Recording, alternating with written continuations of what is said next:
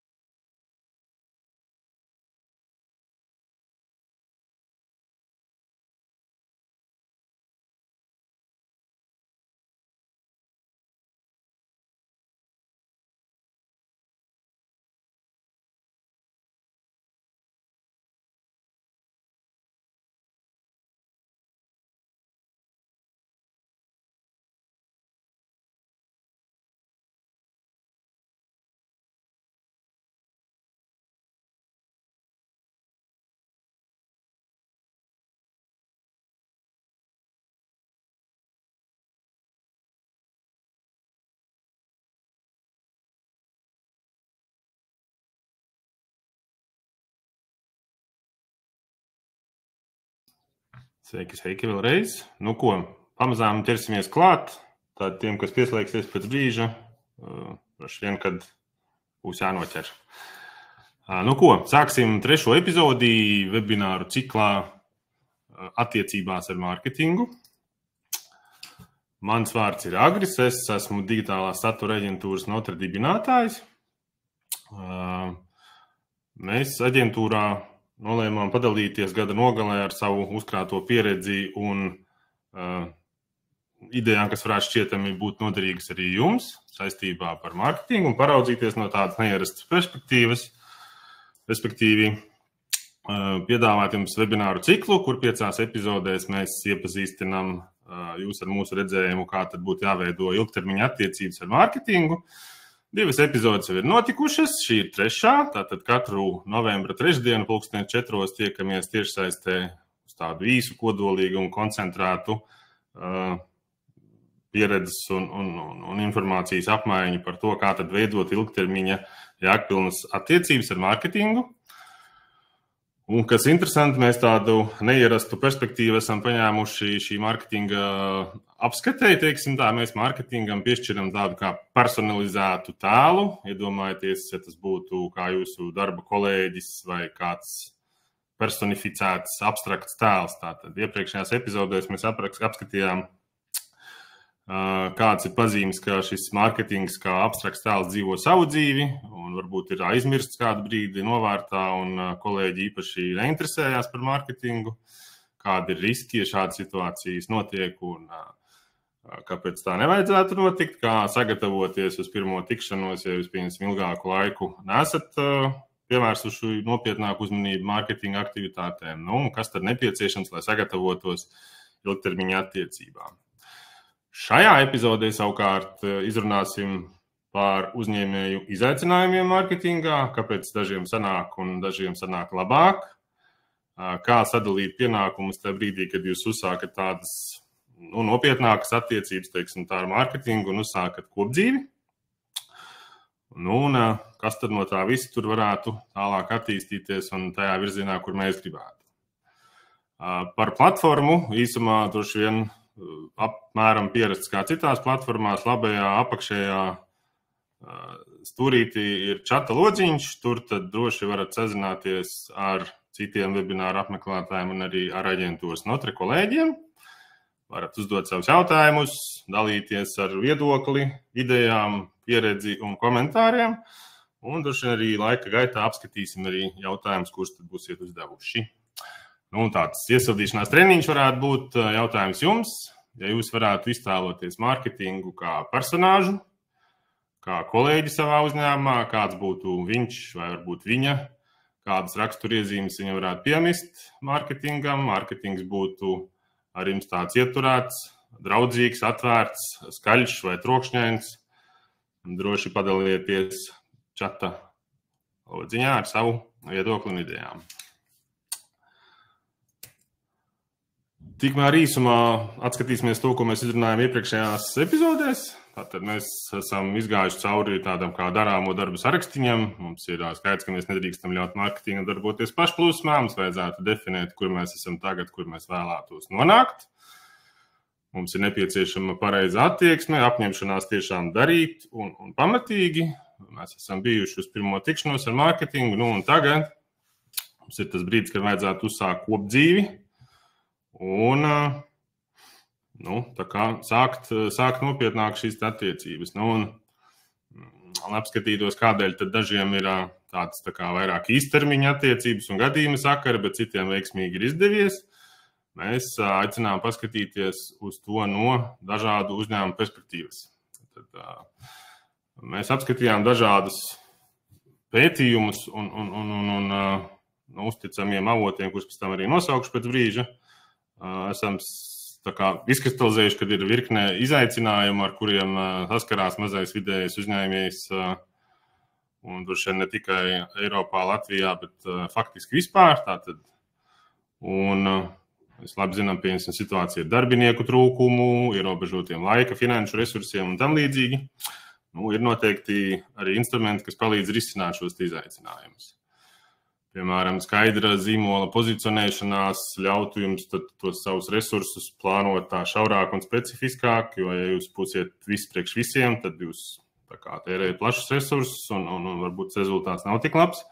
Ar to vajadzētu sašaurināt savu pozicionēšanos, apzināties līdz galam, kam jūs to savu un kādēļ jūs to savu zīmolu gribat nogādāt un piedāvāt savu pakalpojumu, produktu vai risinājumu.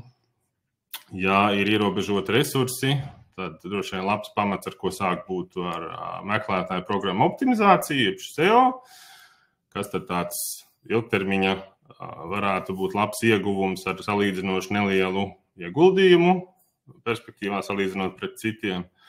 Iespējams trūkst zināšanu, tad, ja šī zināšanas nav un nav īsta laika, varbūt un iespēju sekot līdzi visam, kas notiek apkārt, tad ir vērts arī paņemt profesionālu konsultāciju, pieņemsim no kāda zinoša speciālista vai eksperta.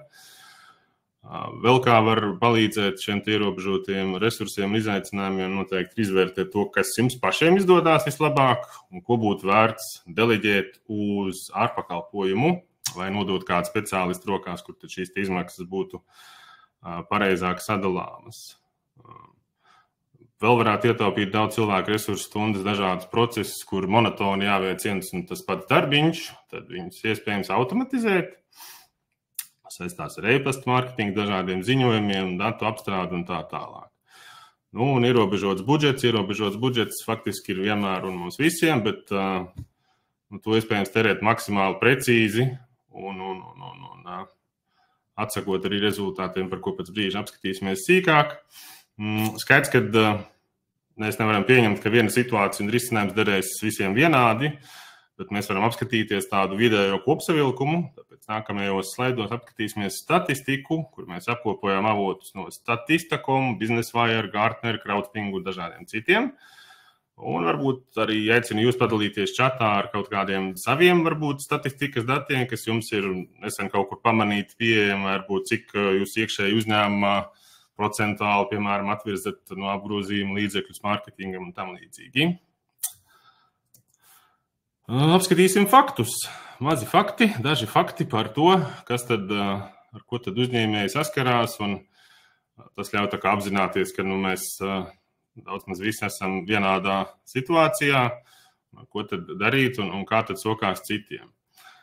Šeit gan jāpiebilst, ka apskatīts ir mazo un vidējo uzņēmumu segments tādā internacionālā izpratnē, kas mūsu attiecinot uz Latvijas mērogiem, droši vien būtu tāds vidējs un uz augšu uzņēmējs. Līdz ar to, ir jāpaskatās, kas tad ir šiem, un par prioritātēm, droši vien līdzīgi kā mums visiem, no visiem aptaujātajiem, kas ir šajās pētījumos veikti, 51% ir atzinuši, ka pārdošanas veicināšana ir viņu pats svarīgākā prioritāte. Un otrajā vietā seko zīmola atpazīstamības veidošana. Tad ir kaut kādi dati par sociālajiem mēdījiem, kurus mēs visi droši vien zinām un nojaušam, ka tur ir visi un tur būtu jābūt jautājums ir kādā veidā, kādā formātā, cik bieži un tā tālāk. Bet šeit gribētos mazliet pieskarties pie tāds nianses kā B2B segments, jo mums, teiksim, aģentūrā arī nereti ir bijuši viedokļi no dažādām tātad pusēm skatoties, ka B2B segmentā tātad sociālos tīklos īsti nebūšot ko darīt. Taču te mēs skaidri redzam, ka Gartner un Business Wire ir pierādījuši, ka pētījumos, ka tieši arī B2B lēmumu pieņēmēji un vadītāji izmanto sociālos medijus, lai nolemtu par labu vienam vai otram risinājumam tieši sociālajos tīklos. Kā jums šķiet, kas ir šis pa skaitli? 2 stundas 30 minūtes. Kas tas varētu būt? Tātad, 2 stundas un 30 minūtes ir dati no 2022. Gada pēdējā ceturkšņa par to, cik mēs visi kopā kā cilvēciskas būtnes pavadā laiku sociālajos tīklos. Tātad, tās ir 2 stundas un 30 minūtes dienā. Šis ir tas laika apjoms, kuru mēs pavadam ierīcēs, visticamāk mobīlajās. Un kopā tad dienas laikā 2 stundas 30 minūtes sēžam sociālajos tīklos. Tad apzinoties šo situāciju un iepriekšējo slaidiņu par sociālajiem tīkliem, skaidrs, ka ir jāveic investīcijas un jāinvestē reklāmā, lai šajos sociālajos tīklos sasniegtu auditorijas. Un te tad ir mazs ieskats par to, cik tad vidēji tiek atvēlēts investīcijām marketingā no uzņēmuma apgrozījuma, un skaidrs, ka šīs summas ar vienu pieaug, un varbūt varat čatā zināt, cik tad jūs šobrīd investējat marketingā no apgrozījuma, tas būtu tīri interesanti statistikai. Ļoti svarīgi šeit piebilst par to, ka ir jābūt nepieciešamam, teiksim tā, noskaņojumam vai mindsetam par to, ka nevajadzētu uztvert mārketingu kā tēriņus, kas jānoraksta vai izmaksas. Drīzāk droši vien jāskatās uz mārketingu un reklāmas budžetiem caur tādu perspektīvu, ka tās ir investīcijas. Tātad investējām X, pēc laika saņemam atpakaļ Y, un kā tad mēs šo te varam atsakot un ar to strādāt. Tātad. Problēma, kā izrādās, ir tāda, ka uzņēmēji vai laika, prasmi, resursu un citu iemeslu dēļ nespēja izmantot pilnvērtīgu analītiku, lai atsakot šīs darbības, un tādēļ atzīst, ka arī uz mārketingu raugās mazliet savādāk, jo nav iespējams atsakot, kur tad tas investētais eiro, kā viņš ir atgūts atpakaļ.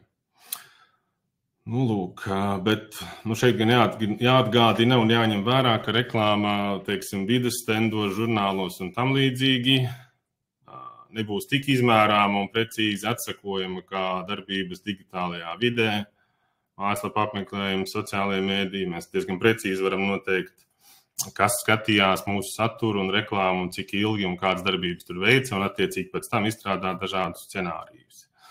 Tas ir tāds tā kā liels tīkls, kas pareizi noausts un izmests, atļaus mums noķert pareizās zivis, pareizā laikā un vietā. Jautājums tad, kur un kā ķert tās zivis. Un skaidrs, ka vieniem pašiem būs grūti ar to tik galā, un tad mums ir vajadzīga palīdzība no mārketinga, kurš būs mūsu uzticamais draugs, partneris un biedrs, un iemācīs visus savus trikus, kā tad noķert un pagatavot lielākās un gardākās zivis. Un tad, turpinot mūsu tēmu par attiecību veidošanu, secīgi šī ir epizode, kurā mēs runājam par to, ka ir pienācis laiks uzsākt kopdzīvi ar mārketingu. Jūsu gadījuma sakari un īstermiņa aktivitātes ir beigušās. Ir laiks uzsākt pamatīgu kopdzīvi un kopīgi strādāt pie sasniegt tātad uzstādītos mērķus. kopdzīves posmu, kurus īsumā tad ieskicēsim tuvākajās minūtēs. Tādās analoģijās atgādinu, ka mārketingu mēs apskatām kā tādu abstraktu tēlu, ar kuru mēs veidojam attiecības. Tad pirmais, droši vien, ar ko sākās kopdzīve, ir ar ievākšanos. Un šī webināra izpratnē tad ievākšanās būtu, pieņemsim, mārketinga pievienošanās jūsu komandai vai kā štata speciālista formātā, vai kā mārketinga komanda, freelancers vai kā aģentūra. Jūs tātad ielaidiet mārketingu savā uzņēmumā un tagad dienā tiksieties un kopīgi darīsiet lielas lietas. Un kā jau tas ir kopdzīvi uzsākot, tas, ko mēs darām, ir sadalām pienākumus, tātad kurš gatavos, kurš mazgās traukus. Un ir labi, ja izdodas sadalīt pienākumus tā, ka katrs darām to, kas kuram labāk sanāk. Tātad man bizness, tev dizains un radošie teksti, kurš dosies pēc iepirkumiem, kurš sastādīs iepirkumu sarakstu. Un tad tīri matemātiski varam padomāt, tātad atgriežoties pie pienākumiem, cik jūs nopelniet stundā darot to, ko jūs protiet vislabāk, un cik laika jūs varētu pazaudēt laika, naudas un resursu darot lietas vai apgūstot lietas, kas jums tā īsti nepadodas un varbūt arī nav sirsniņai tik tuvas. Ar to šeit tad jāizvērtē tie pienākumi un to sadali starp jums un to, ko mārketings varētu uzņemties uz sevi. Protams, ka jums līdz šim bija kaut kāda sava kārtība, tad tagad mārketings ievācās pie jums un te var daudz kas pamainīties un daudz kam arī būtu jāmainās. Pēc pieredzes, teiksim, tas, kam būtu jāmainās un ko mēs rekomendētu, būtu pārskatīt to, kā uzņēmumā tiek uzglabāti faili, piekļuves, dažādas sagataves, vadlīnijas. Rekomendācija būtu savākt to visu vienkopus, atvieglot dzīvi faktiski visiem iesaistītajiem un strādāt ar vienu vai otru mākoņu risinājumu, kur tad ir kopīgas failu mapes ar deleģētām piekļuvēm, piekļuvi līmeņiem, lai šie datu apmaiņa ir droša. Un mēs jau zinām, kādas ir situācijas, kad jums ir Word vai Excel dokumenti, un mēs nezinām, pie kura kolēģi īsti šobrīd atrodas pēdējā versija. Līdz ar to, lai no šī izvairītos, tas ir būtiski. Tad droši vien ir gadījumi, kad zīmola faili atrodas vienā datorā, otrā datorā, un kuras tad ir pēdējās versijas, un pie kā tad ir īstie formāti. Šis būtu tāds labs moments un teikavējs, ko mēs aicinām paņemt līdzi, taču pēc webināra epizodes būs arī iespējams saņemt tādu tā kā čeklistu, kur šis tad būtu smuki tā kā veicamo darbu sarakstīns jums pieejams un varēsiet izmantot.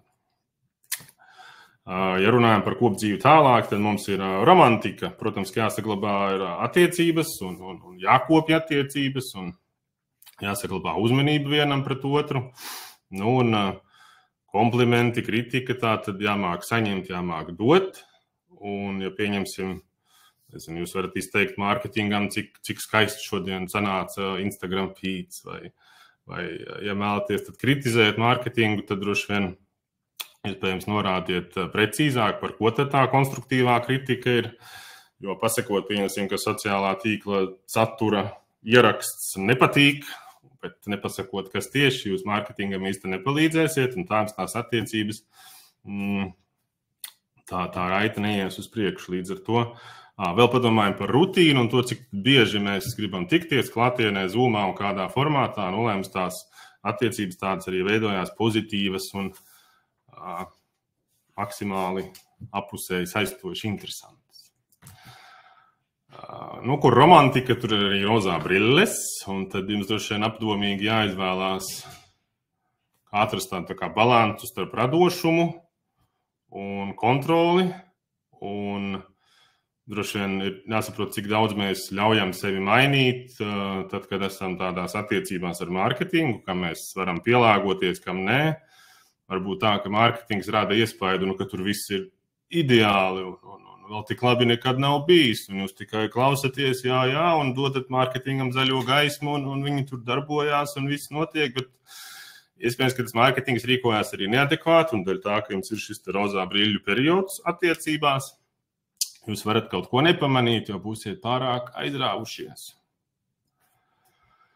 Tad ieteikumi, kā saglabāt veselo saprātu, būtu noteikti domāt kritiski, mēģināt paskatīties uz situāciju no malas un neļaut vaļu emocijām, tā pārlieku. Tāds piemērs, piemēram, pārāk trakām idejām mūsuprāt, bet kas zina, varbūt nākotnē izdosies Twitter kļūšana par X. Varbūt jūs varat čatā pieminēt kaut kādus savus piemērus, kurš šķietam ir bijis tāds acīm redzams rozā briļu perioda novērojums jums par kādu zīmolu tepatās Latvijā vai ārpus. Tāds piemērs, piemēram, kur zīmoli ir ļoti aizrāvušies un ilgstoši nespēja izkļūt no sava burbuļa, pieņemsim Kodak ar to, ka nespēja sekot līdz tendencēm un pievērsties digitālajai fotogrāfijai, Nokia ar podziņu telefoniem un vietālruņiem vai Blockbusters ar Netflix ienākšanu. Nākamais, par ko droši vien jāparunā, ja mums ir romantika un attiecības, tad ir izsargāšanās. Un šī perspektīvā droši vien jāparunā par to, ka tur, kur ir digitālā vide, tur piesardzība nenāks par sliktu. Ļoti būtiski ir atcerēties divas lietas, kas ir dubultā autentifikācija, kas mums visiem varbūt šķietami kaitina, bet tas ir ļoti būtiski un nepieciešams. Respektīvi, tad, kad jūs autorizējaties sociālajos tīklos, tāda papildus drošībā jums ir jāakceptē kaut kāds kods izziņā vai tam līdzīgi, lai šiem datiem un piekļuviem var piekļūt tikai jūs un nevis kādas nevēlams trešās puses. Noteikti jādomā, kā droši uzglabāt paroles piekļuves, kam viņas dot un kādā līmenī. Tāpatās var visu kaut ko nejauku saķert, ja jūs izdomājat nopirkt sekotājus Instagramā, piemēram. Vai vēl kaut kādus, es nezinu, GDPR datu pārkāpumus vai, piemēram, tam līdzīgs. Tad pieņemsim, mums ir fakts par to, ka katru mēnesi tiek uzlausti 1,4 miljārdi sociālo mēdīju kontu. Tad iedomājieties, kas tas par skaistu. Un 85% no Instagram ir bijis apdraudēts viņa konts, respektīvi 85% lietotāju. Un Google pētījums liecina, ka 65% cilvēku visiem faktiski lielākajai daļai konti izmanto vienu un to pašu paroli. Tas viss var tā biedīgi beigties, tāpēc aicinām padomāt par saulaicīgu izsargāšanos no šādām problēmām. Kas vēl mums kopdzīvē noteikti ir būtisks, pienāk brīdis, kad mums ir jāiepazīstās ar radiniekiem, ar ģimeni, draugiem. Mēs zinām, kā tas ir, un tad mēs nākam to savu jauno draugu mārketingu parādīt arī pārējiem. Un tad, kā jau mēs zinām, ģimenes un draugi cenšas aizsargāt parasti mūs un tā kā kritiski pieskatīt un pasargāt, lai pasargdījos nekas nenotiek. Ja mēs personalizējam mārketingu, tad šī kontekstā varētu parunāt par to, ka mums ir dažādi padomdevēji, kas šķietami vienmēr zina un kuram ir viedoklis par lietām, bet viņi droši vien nav līdz galam iedziļinājušies situācijā, vai arī viņiem nav pietiekami lielas zināšanas par šo tēmu. Piemēram, praksē notiek gadās, kad ir.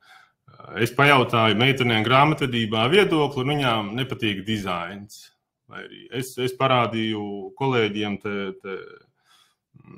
ofisā, un viņiem liekas, ka vajag lielāku logo. Šādas te ikdieniškas šķietam lietas, taču jums droši vien kritiski jānovērtē, kuru te ņemt vērā šo te viedokli. Nereti viņš ir droši vien dot kaut kādu pievienoto vērtību, bet var gadīties, ka tur īsti nav jāklausa. Un kādi tad ir šie radinieki digitālā mārketinga izpratnē? Mēs viņus varam stalīt tā kā grupās un pieņemsim mārketingā šīs iesaistītās puses faktiski šādi arī sauc, un viņas dēvē par lēmumu pieņemšanas vienību, jeb šo decision making unit, kurā ir iekļauti faktiskie lēmumu pieņēmēji. Tad tie ir tie, kam ir augstākā autoritāte, tad ir tie, kas ir naudas maka turētāji, finanšu nodrošinātāji. Arī viņi var ļoti ietekmēt vienu vai otru lēmumu un attīstību, jā vai nē. Tas, kas noteikti jāatcerās, ir paši gala lietotāji, respektīvi šī gadījumā, ja mārketings jums sniedz pakalpojumu, lai nodrošinātu jūsu zīmola tēlu līdz jūsu gala lietotājiem, tad kā tad jutīsies tie gala lietotājiem, par viņiem noteikti ir jādomā, viedoklis jāņem vērā. Un tad nāk dažādi izvērtētāji, kas var formāli vai neformāli ietekmēt, un arī ietekmētāji, kam varbūt ir mazāk zināšana, bet vienkārši jūsu viedoklī, jūs ņemat vērā šo ietekmētāju viedokli, pieņemsim kāds ģimenes loceklis vai padomdevējs, kuru tad jūs vienmēr uzklausat, vienalga par kādu jomu. Var gadīties, ka ir cilvēki, kas var apzināti vai neapzināti traucēt procesu, un tie ir sabotētāji, kas tad var palielināt lietas vai vispār apturēt darījumu. Ja runājam par kopdzīvi mārketingā, ko tad var vēl apskatīt, ir droši vien pārlieku liela kontrole, kas kā visās attiecībās, droši vien būtu jāpadomā, lai viņa nav apgrūtinoša vienai vai otrai pusē vai appusēji, un tad mums kā uzņēmumiem droši vien jāapzinās un jādod mazliet radošās vaļas un brīvības mārketingam. Nevajadzētu būt tā, ka, pieņemsim, jūs sākat veikt mārketinga darbu mārketinga vietā, pat ja jūs to ļoti vēlētos. Sanāk tā, ka mums arī praksē ir gadījumi, kur tad klienti vēršās pie mums ar vēlmi par dizainu un mārketingu, bet tad tieksmē kontrolēt procesus, gūst virsroku, un tad spītīgi ir šī vēlme saglabāt to savu redzējumu, un varbūt nevienmēr tas rezultāts tad izdodās tik labs, cik tas varētu būt. Piemēram, dizaina nodaļa jums piedāvā idejas, bet jūs tās regulāri noraidāt, un tad kā cenšās, tad pirmais variants, otrais variants, trešais variants nekādīgi. Var gadīties pretēji, ka jūs tātad dodat ļoti labu detalizētu aprakstu, ko tieši jūs gribat redzēt un kā tam jāizskatās, bet tas mārketings tur māja runa, ka nebūs un iebildumi un tā tālāk.